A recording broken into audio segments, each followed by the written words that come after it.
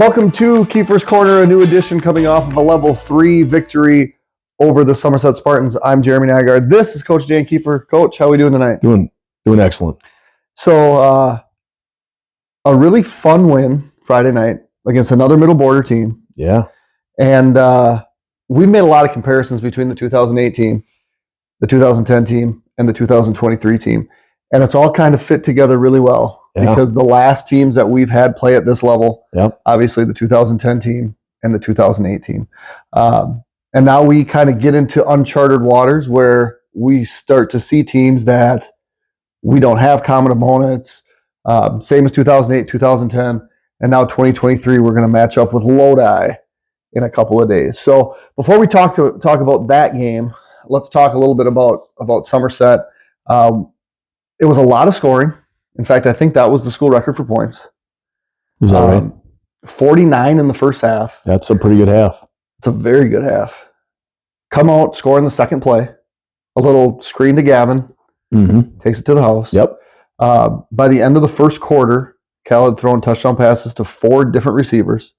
Prior to this year, the record for most touchdown passes in a single game was 4. Cal threw 5 for the third time this season. Tayden had 4 rushing touchdowns, which I think Mason maybe had a game where he had 5 last year. But where this prolific offense that just couldn't really seem to be stopped over the course of 48 minutes, how does this all work? I mean, it's fun to coach that. Oh, absolutely. I mean, we have tremendous players. We have,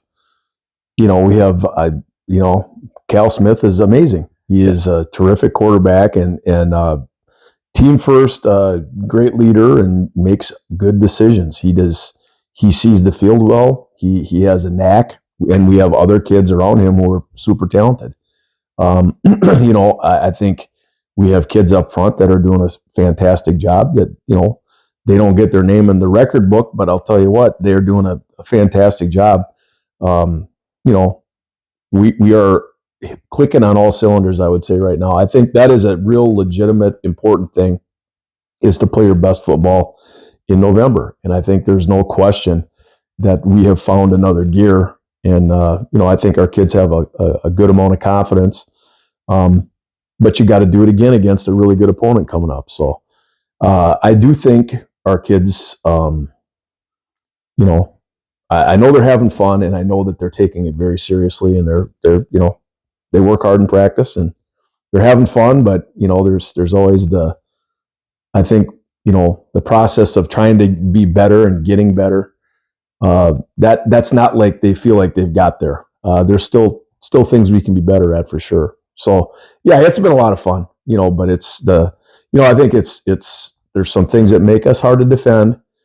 People have to make some choices. And then when it's easier to stop people if you have one threat. Right.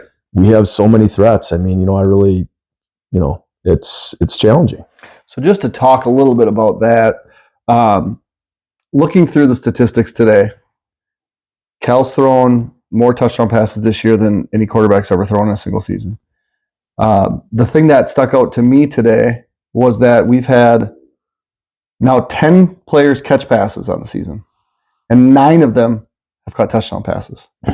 That's pretty amazing. Like, would you have thought? You probably hadn't thought about that, but when I let you know that was, that's just hard to imagine.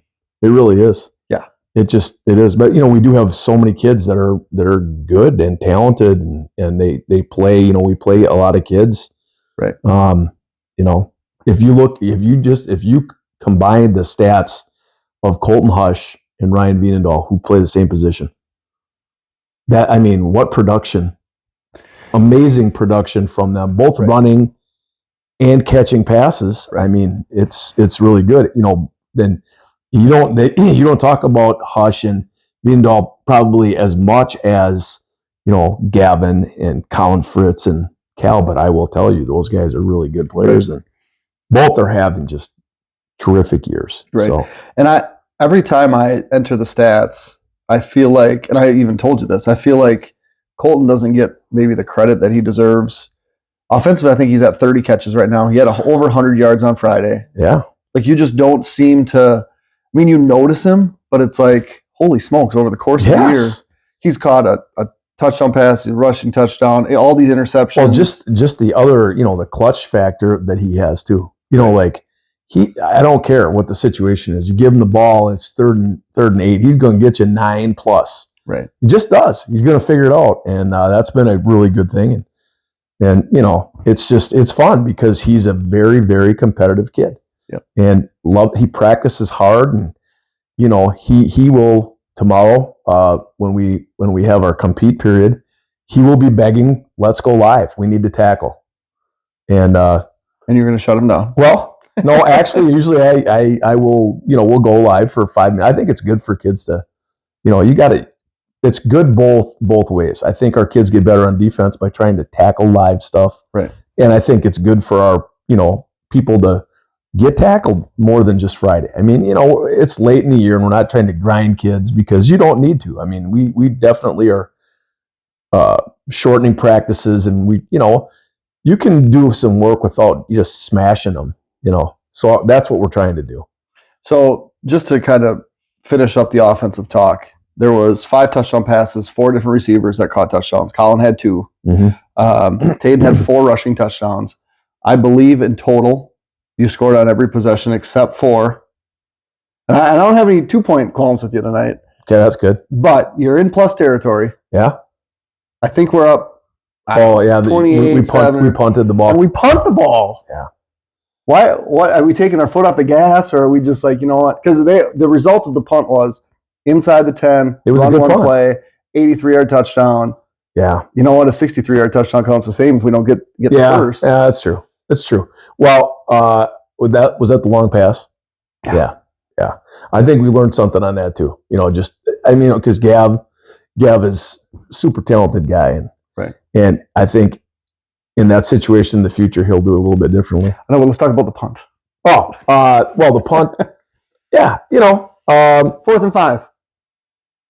No, it was more than that, wasn't it? I thought it was 4th and about. Everything feels like not very long. I thought it was like 4th and 8 or something but still, like that. Well, you just said if it's 3rd and 8, Colton will get you 9. 4th and 8, you're not going to get you 9? Well, yeah. Once in a while you got to punt the ball. That's okay. It's all right. Yeah, but I feel like on Friday we didn't have to. No. And you know what? That would have been 70. 70 just is that nice round number. And 63 is plenty. Yeah, it is. But it is. That was my beef with the 9 for 9 in extra points. No 2-point conversions that I'm asking about. So I'm like, what are we going to pick on? We're going to pick on the punt. And that's fair. That's okay. Well, I don't think we punted often. I think we punted twice, maybe 3 times. On Friday? Yeah. One time. Okay. Because that was the only possession we didn't score on besides the last one where it was other guys in. 350 yards passing. I mean, it was just, I think he had 280-something at halftime. Yeah, it was all around offensively. It was a very impressive night. It was. Defensively, also, I thought they played really well. Lots of forced turnovers. Balls in the air. We're going to get it. Yeah. Ryan Vienendahl, I thought Ryan Vienendahl had a real, made some really nice. The one interception was terrific. The other one he maybe got a little lucky on, but which one? The tipped interceptions are difficult. Yeah, that's true. He had that one, but the other catch was maybe the best catch. That was the one that was impressive, I thought. I thought they were both impressive, but that one was he jumps a route and lays out. Yeah, he did. That was just a great play. And I thought he played really well. I think, and this is I believe this to be true. Noah Salar played a lot of great football. I don't know if he ever played a better game on the defensive side than he did at King Field on his last game up there. He was a wrecking ball. Mm-hmm. I feel like he's just playing at another level. He's taken off, and it's a great thing to see. It's exciting. He's I think he had 10 tackles, which is from a defensive line position. That's interior defensive line position. Exactly. And they didn't really seem to. I mean, Gebheim was getting the ball, but he seemed to try to be getting out. Mm-hmm. The thing that I thought was most impressive about Noah is you rarely see interior linemen make plays in space because there's just not space, right? Mm-hmm. You're getting double teamed or it's happening in the line. Yep. There was like 3 times where he's making like tough tackles, And sometimes defensive linemen do that. You just never see it. Right. And I'm like, holy smokes, that's no. There was one I think it was probably about midfield where I'm like, that's a tough play for anybody to make. He has so many parts to his game that are just stellar. I mean, number one, very, very smart. Number two, his strength, his size, his agility, and he's a technician. I mean, he's the full package. He is a terrific high school player. I'll tell you what, if there's a list of best defensive linemen I ever coached, he's very close to the top of the list, if not the top of the list. He is one heck of a football player. I think after he made that play, my exact response was, if I asked Coach Keefer for his top 3 defensive linemen that he's ever coached, Noah's definitely in that list. He absolutely is in the list for sure. Yeah. Who would be the other ones? Shaq. I think you'd have to think about Shaq. I would also be thinking about Spencer Corey was really a great player. Andrew Dittman was a really good player too. He was at the end. And I thought Gareth Simpson was underappreciated. Gareth was very good. I mean, he kept guys off of Jake. Gareth was great. Kyle Johnson was another really good player. That's a really impressive list of interior defensive linemen. Yeah, there have been some really, really good ones. So, offense, defense, special teams, 9 for 9 extra points. I mean, what more could you want out of your special teams? Yeah, Gus is really just had a fantastic year, and he punts it very, very well when he gets a chance. Sometimes he gets a chance when he shouldn't. Well, once in a while, hey, you got to keep the kid there, right? Well, I mean, he's jogging out every 4 or 5 offensive plays to kick an extra point. I did see Colton must have had a little mind fart on that one where he didn't know he was holding for an extra point. Spaced it. I don't know. That's unlike him. But yeah, he just forgot. When you're running out there so much, you'd think it would just be like second nature. Let's go. Yeah. A gunner on the punt forgets to run out, and it's like, we don't punt very often. I get that one. Mm-hmm. But I thought, offensively, defensively, and to do it against a middle border team, that was all very impressive. So the game is over, and we find out it's going to be Lodi. We find out then it's going to be at Arcadia, the lowest seating capacity of any level 4 game. Arcadia High School. What's the seating capacity? I don't know, but it's not very big. I would guess it's less than what we have. And the press boxes are not big either. But we'll deal with that when we get there. What do you know about Lodi? They score a lot of points. They've given up 53 points all year, I think the total is. Yeah, they're a really good team. They senior dominated crew. I've heard they had 23 or 24 seniors. They play a ton of kids both ways. They do. I mean, literally, like everybody's a 2-way starter. Which, in fairness to them, they haven't played a lot of close games, so you can kind of take guys out, right? I mean, yeah, that's true. Their league. There's a couple of good teams in their league in Columbus and I think Lakeside Lutheran. Yep. Well, both solid, very solid teams. Both level 3 teams. Yep. So I don't know that much about the rest of their conference. I don't think it was super strong. But yeah, they're a good team. Their quarterback is a fantastic player, and he's their guy. There's no doubt about it. They have 2 very good running backs, 24 and 39. 39 is the bigger of the 2. Yeah, and he's the coach's son. They have an excellent inside linebacker. Forget his name, number 6. Very good player. So they got some stuff. They have 2 really big linemen. Yeah, they had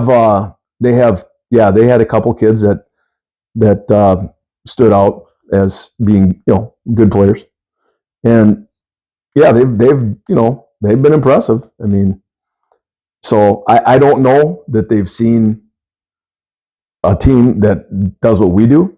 We're different, just like we don't see teams like them. Like this is a team that's they're going to run a lot of inside zone. They're going to run a lot of power. A lot of quarterback run game, which I'm a big fan of the quarterback run stuff too. They're good, defensively. They're multiple. They'll do some 3-4 stuff. They'll do some 4-3 stuff. Not positive what we're going to get, so we'll be preparing for both. And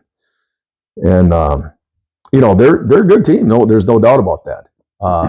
I will say that I feel like our group is battle tested. We've this league's tough, man. Right. The league's tough, and there's no doubt they're a good team, and we're gonna have to play a good football game to beat them. So, I mean, I think it goes without saying that you could maybe sneak into level 2, right? Oh yeah, you could sneak into level 3. mm-hmm. At this point, there's 28 teams left in the state. Right? Nobody's sneaking into level 4. No, I would agree. It's just not. No, it's not going to happen. They're absolutely the 4 teams left in Division 4 football are all very good. Yeah. So you mentioned Lodi and the strength of their players. All region teams were announced today. We have the kids know this. I mean, it was online. I did not, because they tell you not to release it until it was released at 10 a.m. this morning. Okay. Publicly. Yeah. They didn't. I'm sure I have an email. So can I talk about this? Sure. So Cal Smith at quarterback. Right. Colin Fritz at tight end fullback. Right. Gavin Selleck, wide receiver. Noah Sara at O-line. And Noah Sara at D-line. Correct. Colton Hush at D-back. Yes. So we had 5 players, 6 spots. Yes. And Lodi, in their group, they have 8 guys on that list.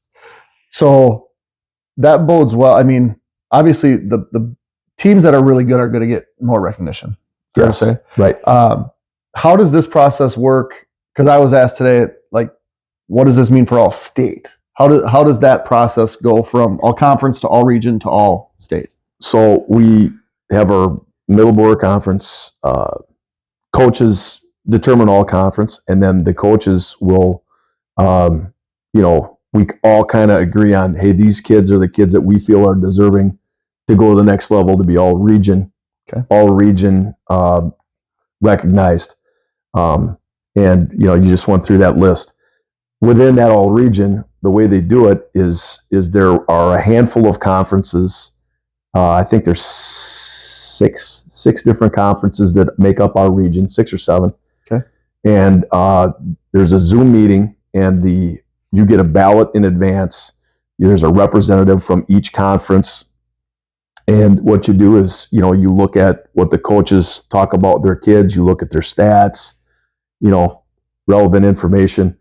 And then you basically rate them. You give the most points to the kid that you think is the most deserving, and so on down the line. You never ever get to vote for anybody from the Middle Border Conference. If you're the Middle Border Conference representative, you vote for everyone else, and that's the rules for everyone. And then they tally it up, and then if sometimes there might be a, like somebody thinks, hey, this isn't right, so talk about it, and then like sometimes they'll revote if you feel like a very deserving kid got overlooked, and you're like, hey, like an argument that you would possibly make would be, hey, the Middle Border Conference was extremely tough. At that point, we had 3 teams that were level 3. The Middle Border hadn't lost to anyone else, and I thought there were some relevant wins. For instance, Prescott did not qualify for the playoffs, yet they hammered Eau Claire Regis, correct, who's still going in the playoffs. You take Ellsworth, who made the playoffs. They had 3-win team in our league. Right. They beat Edgar, and Edgar's still going. Right. Right. I mean, so it's a good league. Right. So you make points like that, and then, without being condescending, trying to, say that smaller conferences don't play good football, because they do. That's not my thing, but sometimes we're not comparing apples to apples. Right. So, but I think the coaches seem to be really good, about the process, and I think they they generally get it right. I mean, it's pretty rare, like if you're being honest and truthful about your kids, which that's what your obligation is, to not just think about your kids, but So yeah, I think the Middle Border was well represented for sure. We had a large number of kids, and I would expect that we will have a number of kids from the Middle Border that have a really good chance to be all state. So how does that work from this point now, because I printed off the thing. It was like 23 pages worth of names. So within that group, right, the group that I participated in a couple weeks ago as the middle border rep, the rep, I believe, from our region is Mike Olson. Okay. And I believe, so he will then advocate for the players in our region at the all-state level, and they'll do it the same way. They'll vote, Gotcha. And then, and then they also, when it comes down to that, it really depends on how teams go. Like if you lose in level 2 and you have another kid that has similar stats and they're playing in the state championship, right? And it makes sense, that you win, you should get recognition. So I think the process is not perfect, but I think the WFCA does a really good job, and I think for the most part the right kids get. So do you know when the all-state players are released? Is that after the state finals? I think they release it after state. Okay, pretty sure they do. I'm not even sure when that meeting is. Okay, but I just saw that was released at 10 a.m. today, and I'm like, well, that's something to talk about. Yeah, well, right, and I guess I don't think I've announced it to our players. Generally I will do that, but right. Well, maybe they found out now. Yeah, they just did, right? They didn't already know watching, because they have access to the internet on their. Yeah, that could be. It could be. Yeah. So, beyond that, there's other football going on, but I don't even really want to talk about that because that's less important, right? Well, yeah, it's fun to talk about the Badgers when they're not terrible, right? It's fun to talk about the Packers when they're not terrible, right? And I feel like if you didn't have this Blackhawk team right now, whew. Yeah, well, we do, so that's a good thing.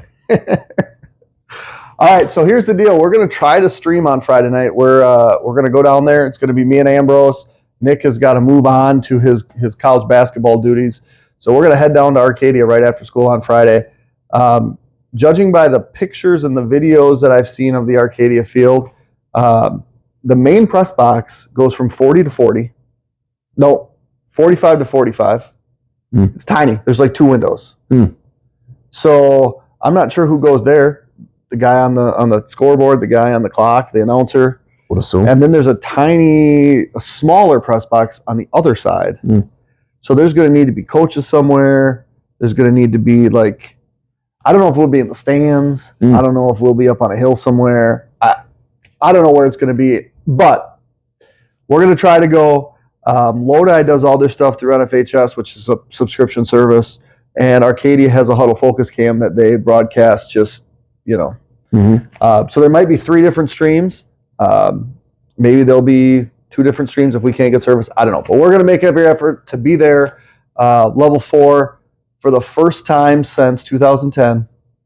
Do you ever, and I was going to sign off, but have you thought about the personnel we had in 2008 and 2010 in our current offense? Yeah, that would have been fun. It would have been fun. Yeah, absolutely. I know Dylan DeMotts would have loved it. I think Jordan Wire would have loved it. Jordan Wire would have loved it. Wade Schlichting would have loved it. Is there anybody? Because I'm like that one it's team. Fun. You'd have Lunzer and Inman running jets. Yes. You'd have the other one out wide. You'd have Jesse Rose. Well, you'd have to have draw. Yeah, you'd have to have draw for him. To be there. But like Wade, and I thought it was pretty cool to see some of the guys from 2010 after the game. Yeah, it was great to see those guys. Yeah, Cody Barnes would have liked running around in this thing too. There's no doubt. It's fun stuff. It really is. Yeah. So anyway, we'll be back next week. Hopefully, we'll have another one of these, maybe live from Madison or something, in a couple weeks too. So we'll let you know, but you'll see Friday how that goes, and we'll be back to recap hopefully the first level 4 victory. And I don't even know if they had level 4s back in the 92, 94 time. I don't think they did. So maybe this could be a first. Well, let's do it. All right. That's Coach Keefer. I'm Jeremy Nargett. This was Keefer's Corner. We'll see you Friday night.